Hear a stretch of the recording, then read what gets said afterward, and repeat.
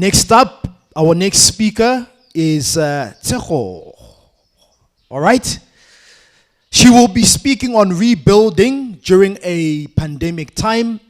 Can I give you a brief bio on who Tshego is? She's with us. Tshego Kekana is a seasoned PR and communications expert with over 10 years of experience.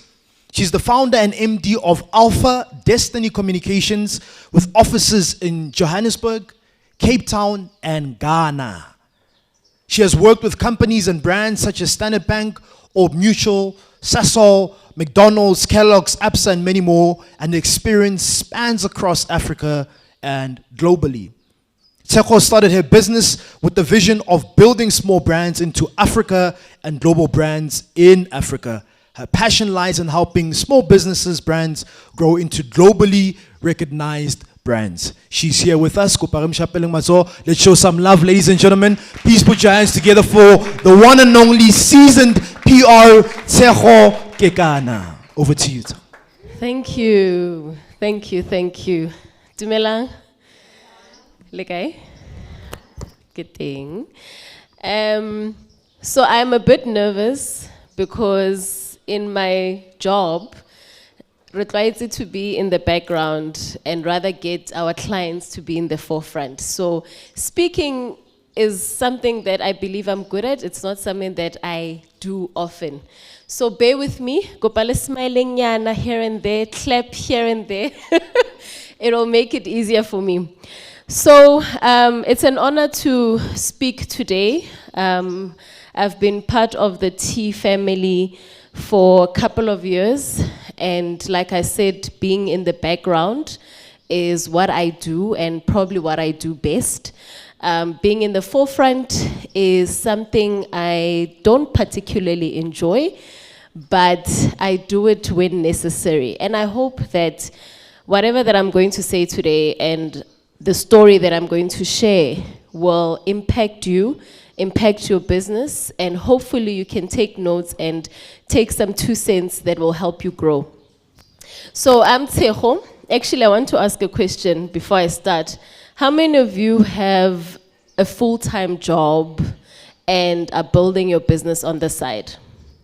Just by a show of hands. So it's a few, right? Do you guys have any intention of quitting your job and focusing on your business full-time? Okay, cool. You probably know when the time will come, right? But now you don't know. Do you know when your time is coming? You don't? Okay, but you're still building. All right, so that's how I started. That's part of my journey. I started, I've always known that I'm meant to be an entrepreneur. I believe I was born with the passion, I was born with the mindset. From a very young age in high school, I was doing events while studying. I failed grade 11 because I loved conducting and coordinating events, but I went back and I passed my matric with distinction. I never had a matric dance because of the embarrassment of failing grade 11. Nothing else mattered apart from passing. And I started my first business in 2008, where I'm young, by the way, so 2008 was 2 years after I matriculated. That was my first business, and that was when I knew my journey in entrepreneurship started then. I went on to study public relations, and PR is something that I've been doing for the past 10, 11 years since I studied. But while I was studying, I got an opportunity to work at Kalawa Jasmine. That is where I started my career in entertainment, in artist management. I was in a relationship, the relationship failed because you were so busy and so passionate about what you do that you didn't really have time for anything else, right? That's the start of my journey. As many entrepreneurs experience and grow within the business era, you fail many times, you make mistakes many times, but you grow, right? And the thing that keeps you going is your vision. So for me, when I started my career, working and studying and hustling, and I've had many jobs. I've worked in retail, good through words. I've worked as a waitress as I'm building myself into the role that I am right now. And even now, it's growing into something else. I worked in corporate for 10 years. I only resigned last year during the pandemic, and by the time I resigned, the pandemic hit. And of course, it was hectic. I didn't know if I'm going to fail, and I didn't know if I'm going to succeed.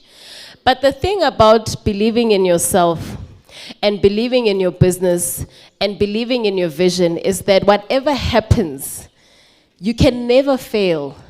That's the honest truth. Whatever happens in the economy, whatever happens in life, whatever life throws at you, as long as you have your vision and understand that your vision will change as you grow and be adaptable to allowing your vision to change, you can never fail. Because even if life throws you lemons, even if you lose a lot of money, even if you lose stuff, you just go back to your corner. You still hold on to your vision. You still have your vision, and your vision will help you carry through.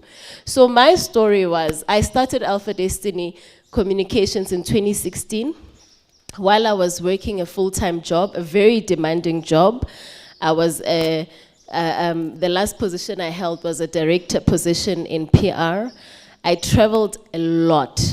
And when I did work for Standard Bank and Old Mutual, I traveled almost every single month. They make you travel across the country. They make you travel at last minute. I mean, I remember being told to leave, and I was traveling to 3 countries in a space of 2.5 months, and I was told at 12 o'clock midday, while doing my hair, that at 6 p.m. I'm flying to Ghana. And that was my job. From Ghana, they fly you to Kenya. From Kenya, they fly you to Zimbabwe. And that was my job. But as I was working, I was building my business. I used my salary to fund my business. And while building, in the process of building, it was very important for us to have a foundation. It was very important for us to have a face. So working on our logo, our positioning, our website, our social media, and posting consistently was very helpful, and it was very effective. The other thing I found effective was having an office address. And having an office address was effective because people took you seriously, right? But then the pandemic hit, and I resigned in February. And because of the position I held, I had to serve 2 months of notice. So March, April was notice, and pandemic lockdown started March, end of March. By the time, and I'm going to be very transparent because I believe in helping, so hopefully my story can help somebody. By the time I resigned, by the time I took the decision to resign, my business was making at least 50K of revenue, and not annually, monthly. And for me, 50K was enough, guys, because my salary at work, I was taking home 30K. So now your business is making 20,000 Rand more than your salary. So it makes sense to quit and focus on your business, which is what I did. But 8 months before I resigned, or 6 months before I resigned, I did plan my resignation. So I didn't just quit and start. I was rebuilding my business for 4 years, and 6 months before I resigned, I planned my resignation. So I've got a daughter, I'm a mom. I've got a 6-year-old daughter, and she's in school, and I'm a single mom. So I had to plan paying her school fees ahead. I had to plan paying my rent ahead. So I used my salary, that 30,000 holang, and what I did was I took my daughter to a school I could afford at the time, because there's no need to take them to fancy schools while they're doing grade 1, grade R. At that point, there was really no need. But I knew that let me take her to a school that I can afford, and her school fees, I was paying it I was always a month ahead. So by the time I resigned, her school fees was paid throughout the year till November. By the time I resigned, my rent was paid 3 months ahead. So I gave myself time to actually build my business. But because of the pandemic, I lost, out of the 5 clients, I lost 4. And by the time April hit, or May, we were making about 8,000 rand a month from 50,000. Now I don't have my job. I asked my boss if I can come back, and she said no, not because she didn't want me back, but her advice was, you've always wanted this. So this is your story, write your story. That's why I learned how to rebuild during a pandemic, because I had to rebuild my business. I had to figure out my vision again and start from scratch, basically. I had a team of 2 when I resigned, but I had to let them go. I had to use my 2-bedroom apartment and build an office in the 2nd bedroom. So I had to let go of the bed and start from scratch again, which was okay. When we restarted and rebuilt, by God's grace, let me not lie, because I didn't have a team. So I used the concept of fake it till you make it.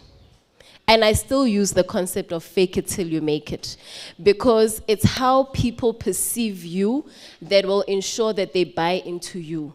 So now they don't need to know that you operate from a 2-bedroom apartment. No, they don't need to know that. What they need to know is what you bring out and how you deliver.